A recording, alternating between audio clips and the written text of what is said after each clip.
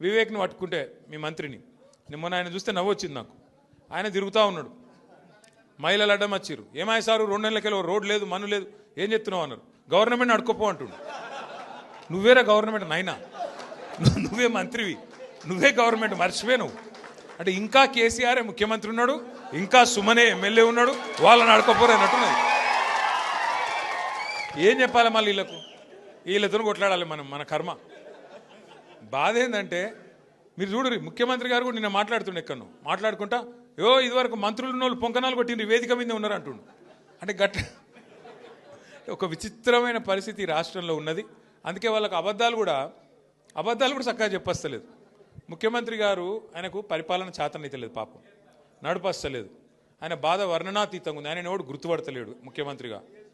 ఇంకా పెద్ద బాధ ఏమిటిదంటే పేర్లు మర్చిపోతారు. మర్చిపోతే ఆయన కోపం వస్తుంది, జైల్లో పెడతాడు. పేర్లు మర్చిపోతే జైల్లో పెడతాడు.